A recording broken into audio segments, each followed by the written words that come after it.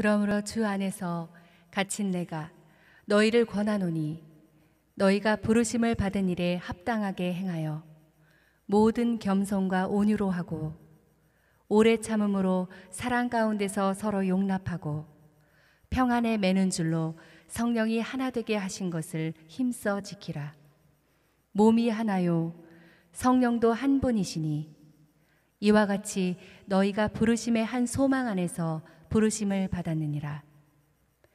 주도 한 분이시요 믿음도 하나요 세례도 하나요 하나님도 한 분이시니 곧 만유의 아버지시라. 만유 위에 계시고 만유를 통일하시고 만유 가운데 계시도다. 이번 주는 고린도전서 10장에서 12장 말씀을 묵상하고 있는데요. 결국 하나가 되기 위해서 이렇게 하라 구체적으로 권면하고 있는 말씀입니다. 하나 되기 위해서 지지난주 고린도전서 6장 차라리 당하고 차라리 속아주는 것이 낫지 아니하냐를 나눴고, 또 지난주에는 고린도전서 9장 말씀을 가지고 그런즉 내 상이 무엇이냐, 결국 하나 되기 위해서 우리 자신을 내려놓은 게 뭐가 있느냐, 이제 그런 얘기죠. 그렇게 권면하면서 더욱 구체적으로 지금 이어지고 있는 이제 말씀이에요. 이 말씀을 한마디로 잘 표현하고 있는 말씀이 바로 오늘 에베소 4장 1절에서 6절입니다. 고린도전서 10장에서 12장, 그리고 이번 주 이제 돌아오는 월요일에 사랑장 얘기가 나오죠. 사랑은 오래 참고 온유하고 자기의 유익을 구치 아니하고. 그래서 이것을 이제 압축해서 잘 본문을 이제 본문에 적합한 본문이 에베소서 4장 1절에서 6절이기 때문에 이 본문을 택해서 나누게 되었는데요.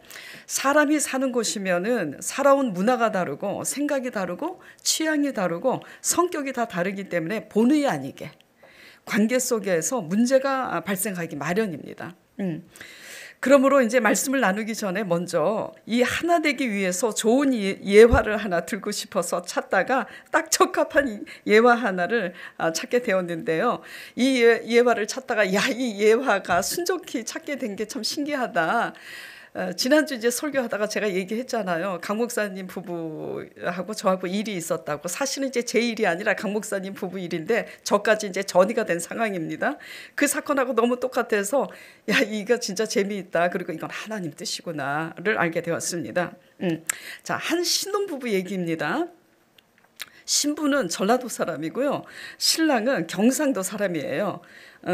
그래서 신부가 이제 신랑을 기쁘게 하기 위해서 점심을 먹고 출출하잖아요, 주말에. 그래서 간식을 이제 오후에 간식으로 남편에게 주려고 했는데, 집 앞에 제과점에 빵을 사면 더 편하지만 평상시 데이트할 때 신랑이 감자를 좋아한다고 들은 적이 있어서 좀 번거롭지만 감자를 이제 쪄서 내놓기 위해서 시장에를 나가게 됩니다. 어느 감자가 근데 포근포근하고 맛있는 감자인지 알 수가 없어서 시장에 가서 어르신들을 붙잡아서 물어봤어요. 어느 감자가 맛있습니까? 그래서 이렇게 생긴 감자가 맛있다고. 그래서 이제 정성을 다해서 좋은 감자를 골라서 씻어서 찜기에 쪄서 정성스럽게 이제 내놓는 거예요. 내놓을 때 신부가 무엇을 기대할까요? 신랑이 어머 내가 좋아하는 감자를 언제 사서 이렇게 쪘어? 칭찬 들을 걸 이제 기대하게 되는 거예요. 예. 그래서 설레서 이제 쪄서 내놨는데 자기들 습관대로 이제 찍어 먹습니다. 그래서 신랑이 딱 찍어 먹는데 보니까 소금인 줄 알고 찍어 먹었는데 보니까 설탕인 거예요. 신부는 설탕을 좋아하고 신랑은 소금을 좋아해요. 예. 이게 대부분 토마토를 먹을 때 뭘 찍어 먹죠? 설탕을 뿌려 먹죠. 근데 저하고 제 아들은 저기 소금을 이렇게 뿌려서 먹어요. 여러분들이 몰라서 그러는데 소금을 뿌려 먹으면 더 달고 맛있어요. 진하고. 이것도 이제 제 생각이죠. 내 입맛이 그러니까. 그런데 이제 딱 찍어서 먹었는데 소금인 줄 알고 먹었는데 설탕인 거예요. 그러니까 이제 신랑이 짜증스럽게 이제 말을 내뱉습니다. 야, 감자를 설탕에 찍어 먹냐? 소금에 찍어 먹어야 맛있지. 칭찬을 들을 거를 기대했던 이 신부는 그 말에 짜증 섞인 신랑의 말 한마디에 감정이 상한 겁니다. 이제 그러다 보니까 신부도 좋게 얘기가 안 나오죠. 오빠, 어떻게 소금이 더 맛있어? 감자는 설탕을 찍어 먹어야 맛있어. 우리 전라도 사람들은 다 설탕을 찍어 먹어. 이렇게 되다가 이제 감정 싸움이 된 거예요. 감정 싸움이 되다 보면은 이제 예기치 않는 얘기까지 나옵니다. 이제 뭐가 나오냐면 당신 어머니가 말이야 결혼할 때 이제 순조롭게 하지 못하니까 당신 어머니가 뭐 어떻고 그러니까 이제 신랑은 신랑대로 야 너희 부모는 뭐 더 나은 줄 아냐 그러고 이제 부모 얘기까지 나오다 보니까 일파만파 커져서 이제 우리 이래 갖고 못 살겠다 헤어지자 그래고 이혼까지 가게 된 겁니다. 그래서 법정에 서게 된 거예요. 그래서 재판관에게 얘기를 합니다. 너무 억울합니다. 얘기를 들어보세요, 재판관님. 어떻게 감자를 설탕에 찍어 먹습니까? 그리고 어떻게 감자를 소금에 찍어 먹습니까? 이게 더 맛있는데 재판관이 그 얘기를 듣고 이렇게 말을 합니다. 거참 두 사람 참 이상한 사람들이네. 우리 강원도 지방에서는 감자를 고추장에 찍어 먹는다고.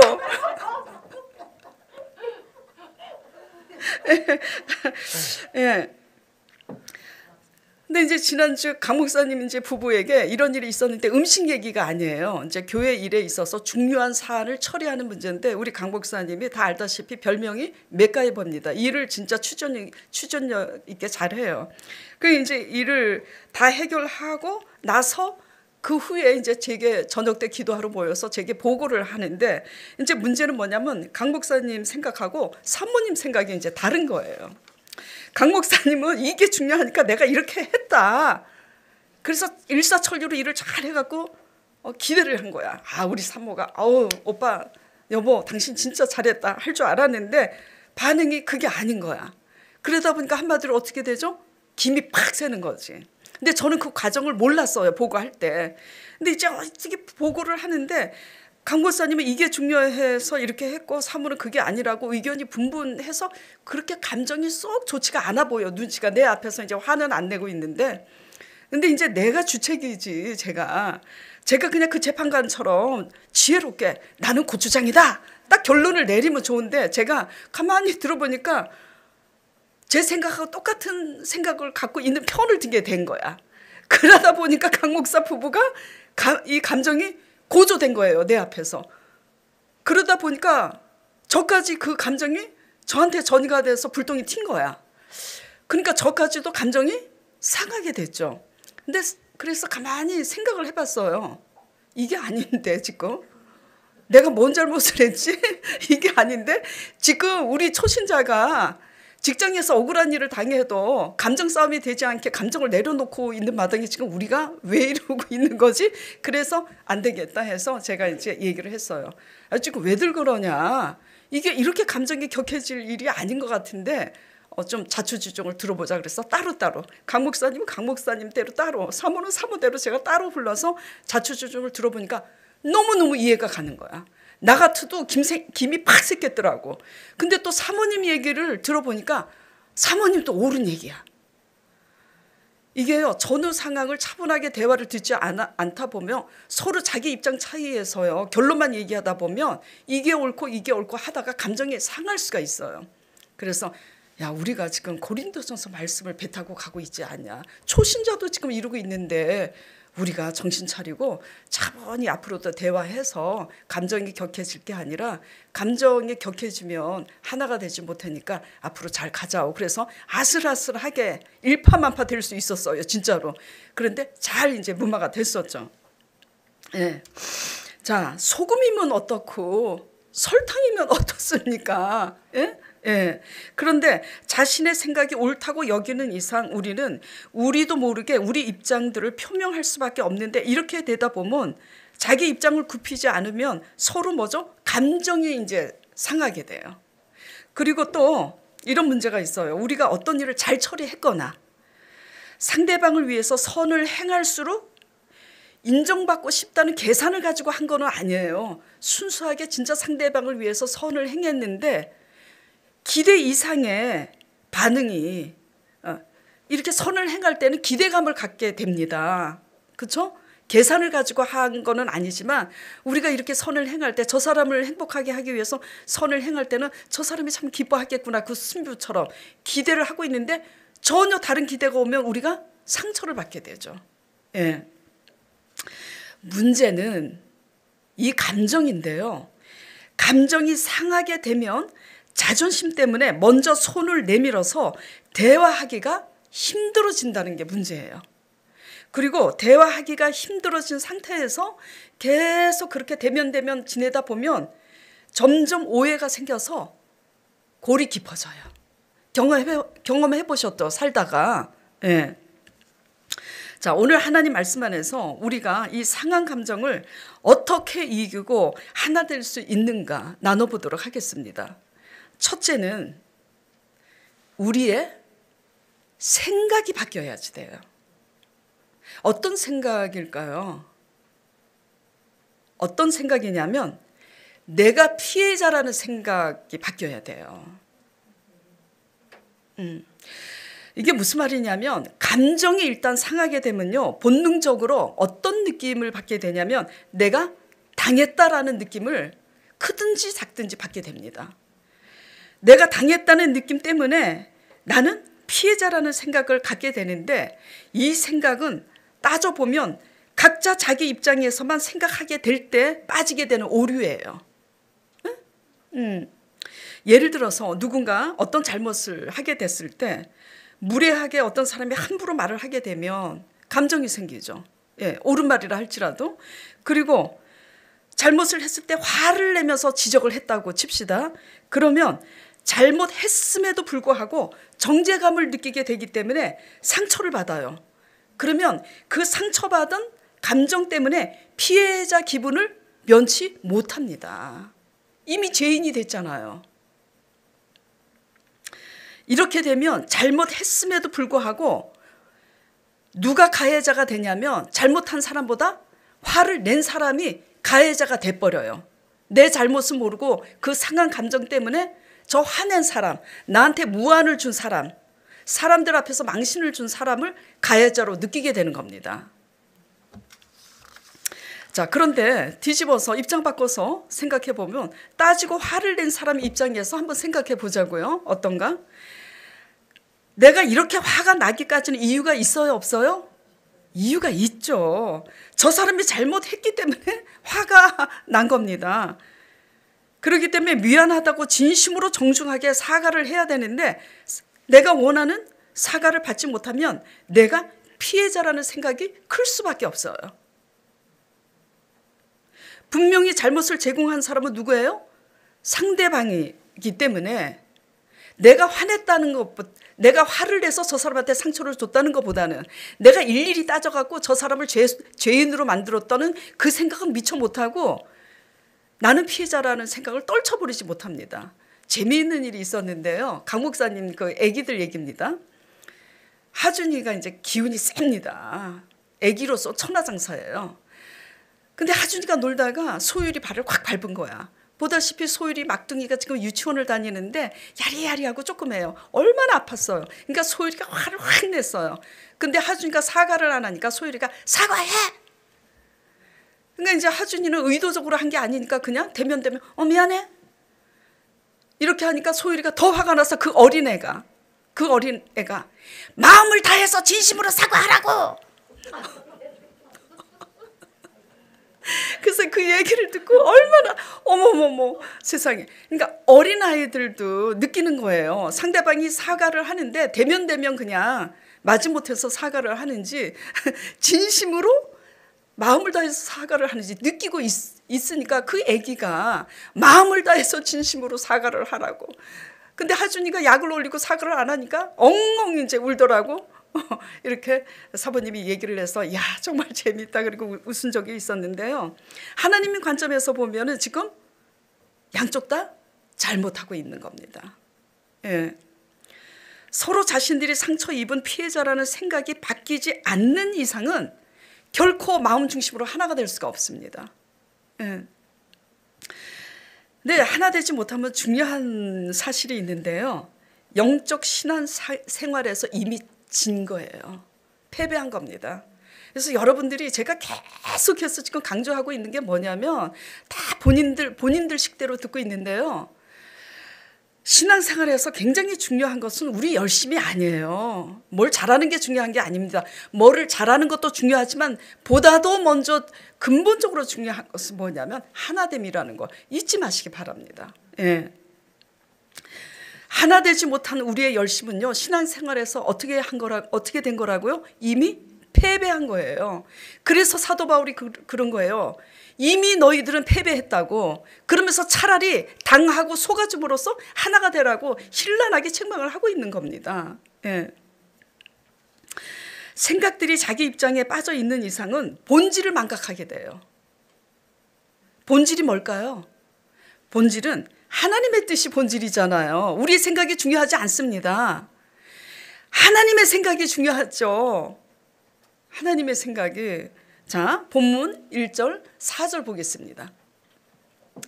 그러므로 주 안에 갇힌 내가 너희를 권하노니. 참 이게 기가 막힙니다. 지금 사도 바울이 어디에 갇혀 있죠? 로마 감옥에 갇혀 있어요. 로마 감옥에 갇혀 있는 사람이 감옥 밖에서 고린도 교회 안에 분쟁이 많은 성도들을 향해서 지금 걱정하고 있어요. 지금 누가 누구를 걱정해야 되냐면 성도들이 로마 감옥에 억울하게 갇혀 있는 사도 바울을 걱정해야 되는데 감옥에 갇혀 있는 바울이 오히려 자유해요. 그래서 감옥 밖에 있는 성도들을 지금 염려하고 있습니다. 내가 너희를 권하노니 제발 너희가 부르심에 받은 일에 합당하게 행하라고. 자기 입장, 자기 생각을 자꾸 내세우다 보면 부르심에 합당한 하나님의 뜻이 뭔지 본질을 뭐죠? 잊어버리는 거예요. 자, 4절 보겠습니다. 몸이 하나요 성령도 한 분이시니 이와 같이 너희가 부르심의 한 소망 안에서 부르심을 받았느니라. 핵심이 뭐죠? 본질이 뭐죠? 하나님의 부르심을 받은 자로서 합당한 삶이 무엇인지 그걸 깨달으라고 지금 사도 바울이 권면하고 있어요. 그게 2절 3절입니다. 읽어볼게요. 그러면 이 부르심에 입은 자로서 하나님 뜻대로 합당하게 행하는 것이 뭔가. 자, 2절 모든 겸손과 온유로 하고 오래 참음으로 사랑 가운데서 서로 용납하고 평안에 매는 줄로 성령이 하나 되게 하신 것을 힘써 지키라고. 하나 되는 게 하나님 뜻이에요. 뭐로 하나 돼요? 사랑으로만 하나 될 수 있습니다. 사랑으로만. 하나님의 계명 중에 가장 큰 계명이 뭐예요? 사랑이잖아요. 사랑이 없는 우리의 열심은 사실요 안 꼽는 찐빵이죠. 그 다음은 생략. 안 꼽는 찐빵이에요. 껍데기 신앙입니다. 가장 큰 계명은 하나님을 사랑하는 거죠. 마음을 다해서. 그리고 하나님을 사랑하는 자는 이웃과의 관계에서 하나 되기 위해서 사랑하는 게 가장 큰 계명이에요. 근데 가장 중요한 건 빼놓고 잘못 믿고 있는 게 거의 90%입니다. 진짜로. 예. 하나 되는 것은요 절대로 저절로 되지 않습니다. 그래서 무례하고 교만하면요 절대로 하나 될 수가 없어요. 예. 저도 까칠해갖고 그냥 내가 옳다고 그냥 옛날에 진짜 그렇게 무례하고 그냥 교만하게 했는데 지금은 이제 그런 사람들 보면 아이고 예전에 내 모습이구나 이제 그래요. 그래서 그를 위해서 이제 중보하는데 하나 되는 것은 뭐죠? 저절로 되지 않습니다. 힘쓰고 애써야지 하나가 돼요. 네. 눈에 상대방 허물이 보인다고 그렇게 함부로 하면 하나가 될 수 없죠.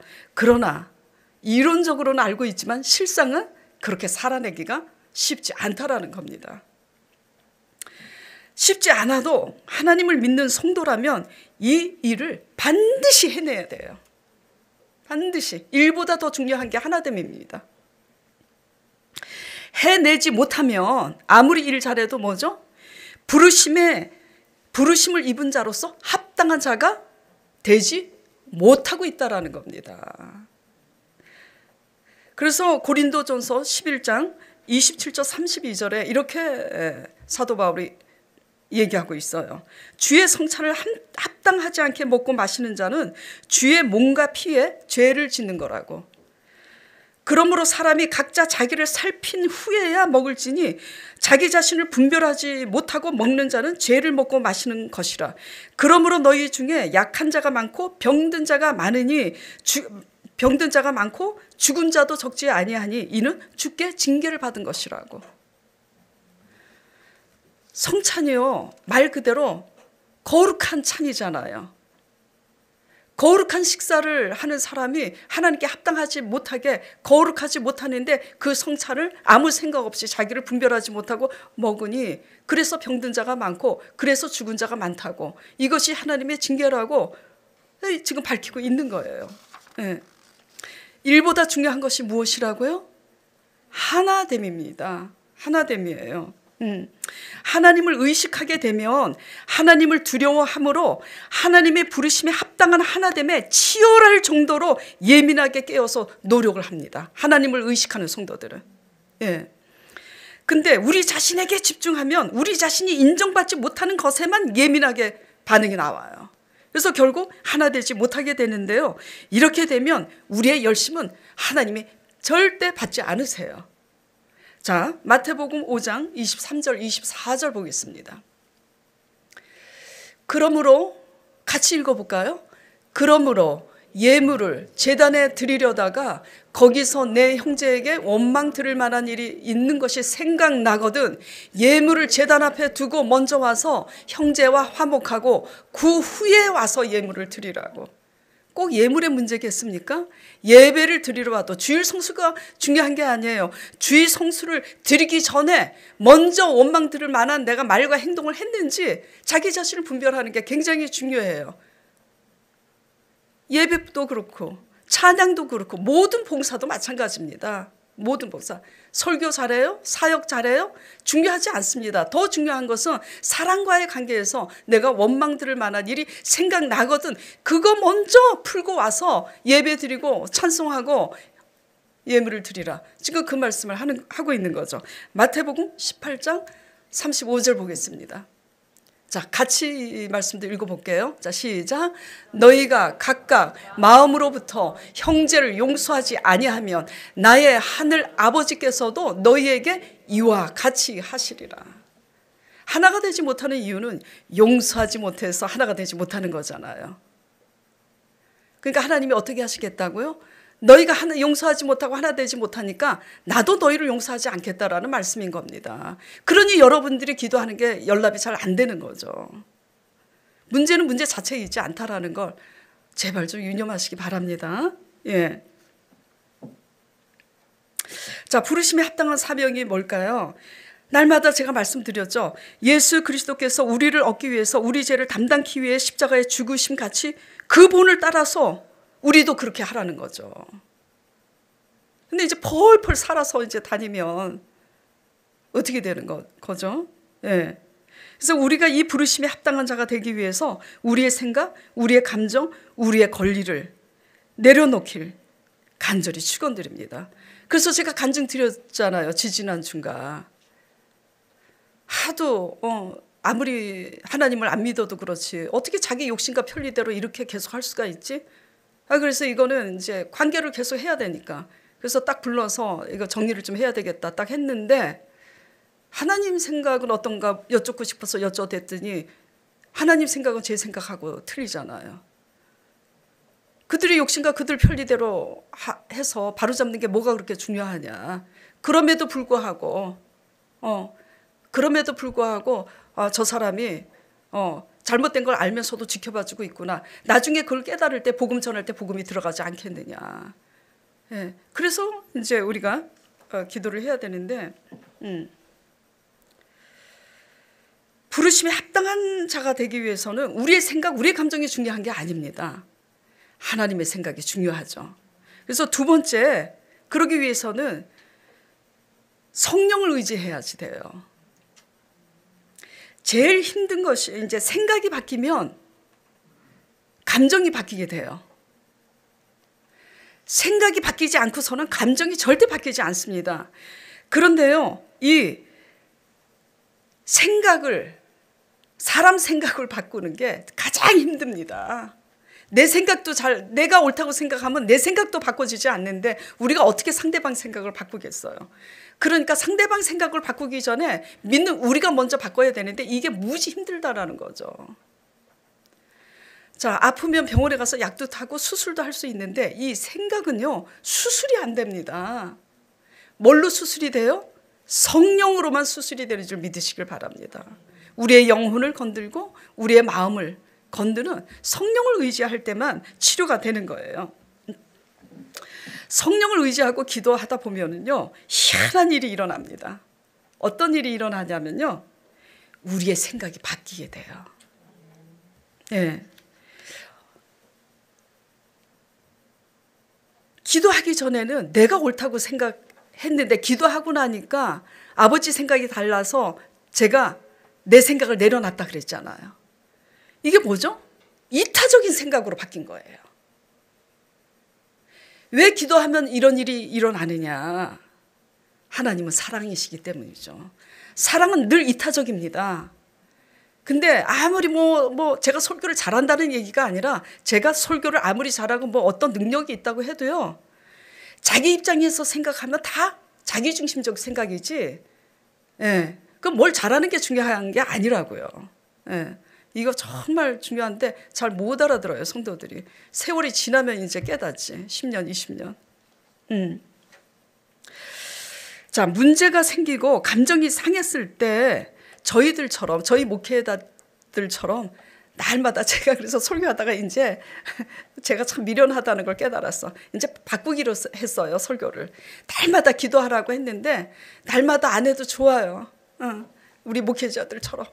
가끔 문제가 생기고 감정이 생겼을 때만이라도 잠깐 하나님께 진실된 마음으로 마음을 들여서 기도해 보세요. 그러면 이상하게 우리의 생각이 달라지는 걸 경험하게 될 겁니다.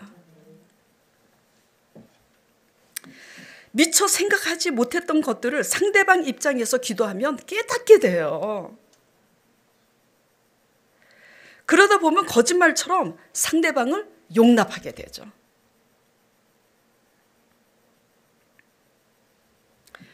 근데 기도해도 즉시 안 될 때가 있는데요, 그게 될 때까지 기도해야 됩니다.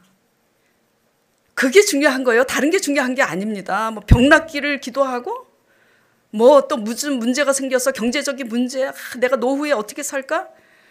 그 바깥의 문제는요, 내면의 문제에서 해결이 되면 다 되는 거예요. 개척해서 시종 제가 외치는 게 그거잖아요. 네. 그게 될 때까지 힘써서 기도해야 된다. 자, 이 말씀 3절 4절 보겠습니다. 본문 말씀. 평안에 매는 줄로 성령이 하나 되게 하신 것을 어떻게 지키라고요? 힘써서 지키라고. 힘써서 지키라고.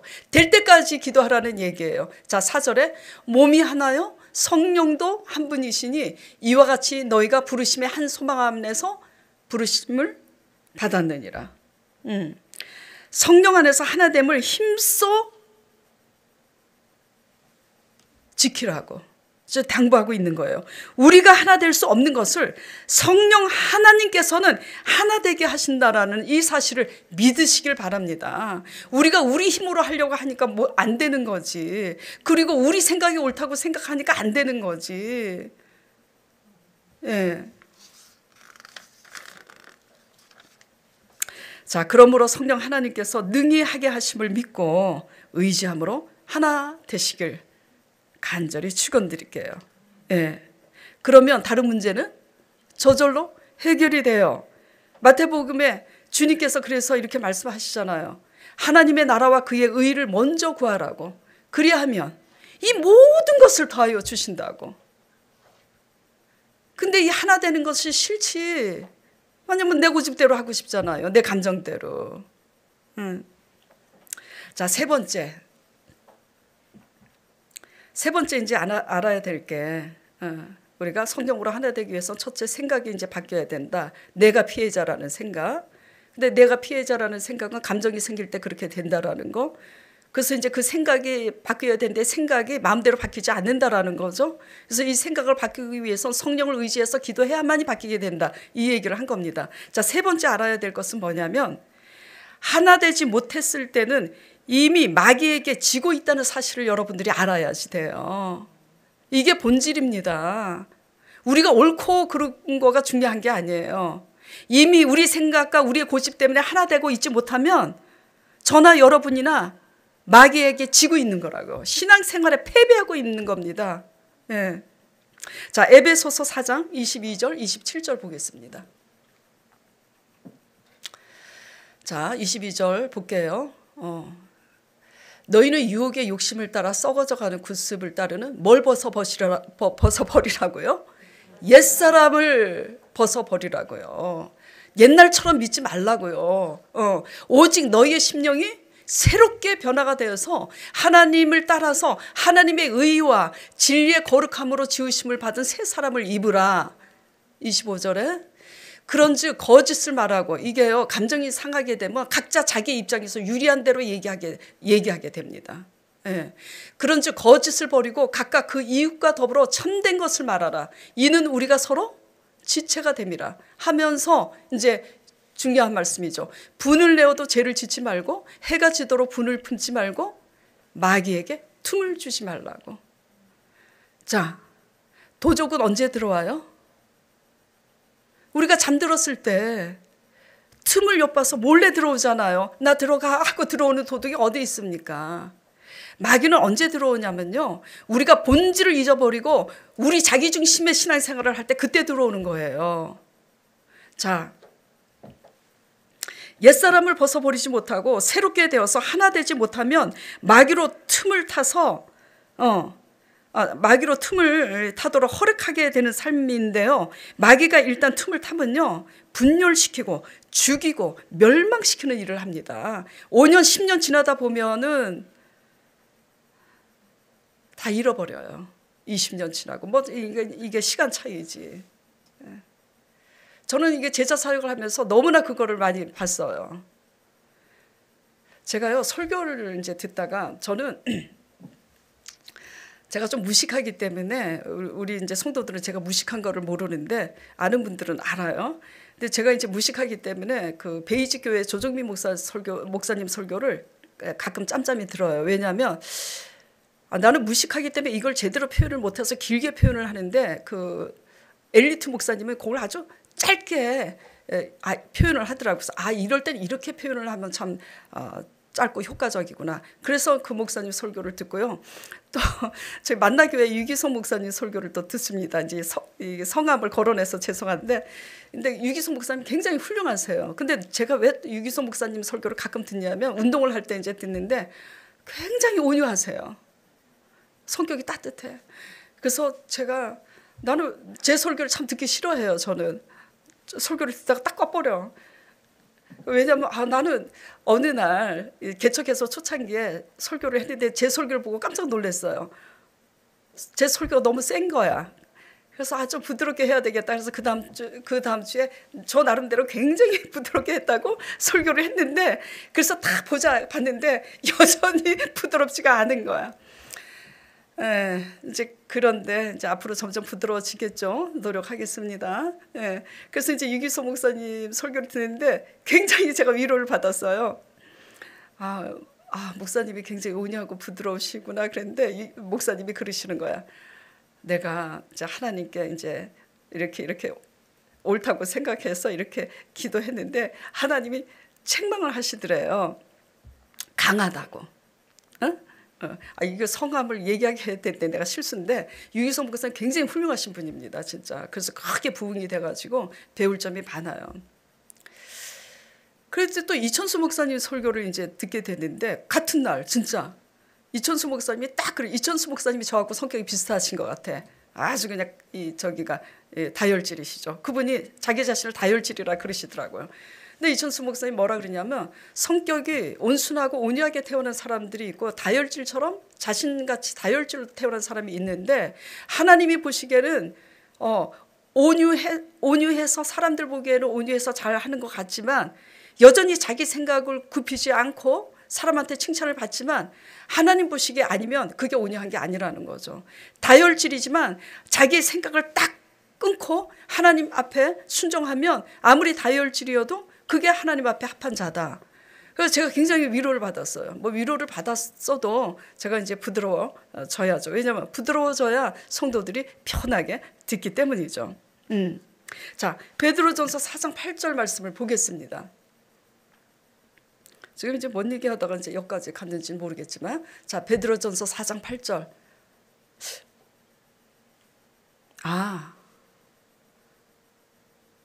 이것도 중요한 말씀이래. 이 말씀은 아니지만 무엇보다도 뜨겁게 서로 사랑할지니 사랑은 허다한 죄를 덮느니라. 근데 제가 이제 드리고 싶은 말씀은 제가 이제 우리 하늘이한테 잘못 전해졌나 봐요. 무슨 말씀이냐면 근신하고 깨어라. 너희 대적 마귀는 우는 사자처럼 두루 다니며 삼킬 자를 찾나니.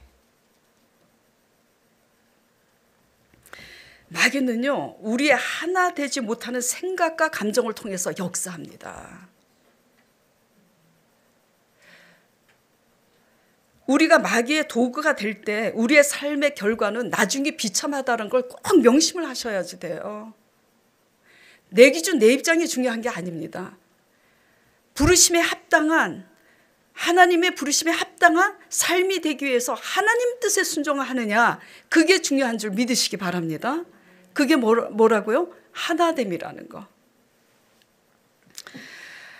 그렇기 때문에 우리의 생각, 우리 감정에 속지 마시길 바라요.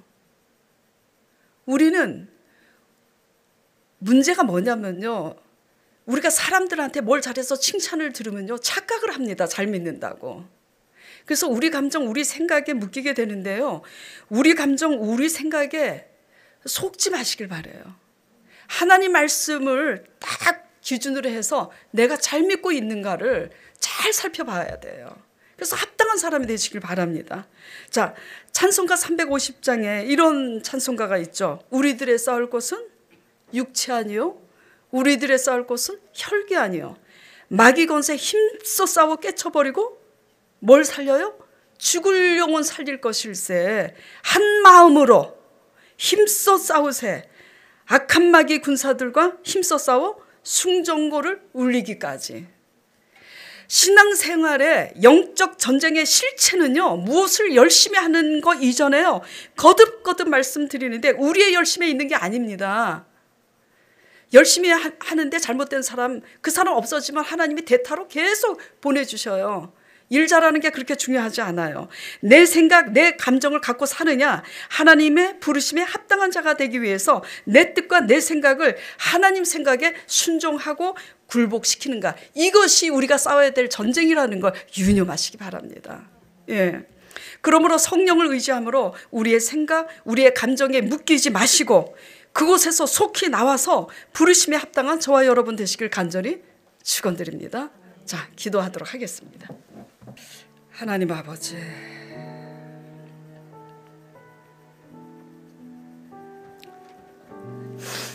우리가 깨어있지 않으면 본질을 잊어버리고 부르심에 합당한 하나님의 뜻이 무엇인지, 사랑으로 하나가 되라는 본질을 잊어버리고 영혼을 살리기 위한, 상대방을 유익하게 하기 위한 그 사명을 잊어버리고 자꾸 우리 생각, 우리 감정에 묶여서 마귀에게 지는 신앙생활을 할 때가 너무나 아버지 많습니다. 우리의 죄와 허물 이 시간 십자가의 보혈로 용서하여 주시옵소서. 우리의 잘못된 이 모든 지난날의 허물을 갈보리 십자가의 보혈로 씻어 주시옵시고, 앞으로는 말씀을 굳게 붙잡고 하나님의 말씀 앞에 우리의 생각을 복종시켜서 성령으로 하나 되도록 씨름하게 싸우니, 기도할 때 성령으로 충만하여 하나님의 생각으로 바뀌어 하나 되게 하여 주시옵소서. 그래서 하나 되는 이 교회를 통해서 하나님 영광 받아 주시옵시고, 하나님의 뜻이 하늘에서 이루어진 것 같이 이 땅에 이루어지게 하여 주시옵소서. 감사드리며 예수 그리스도 이름으로 간절히 기도드리옵나이다. 아멘.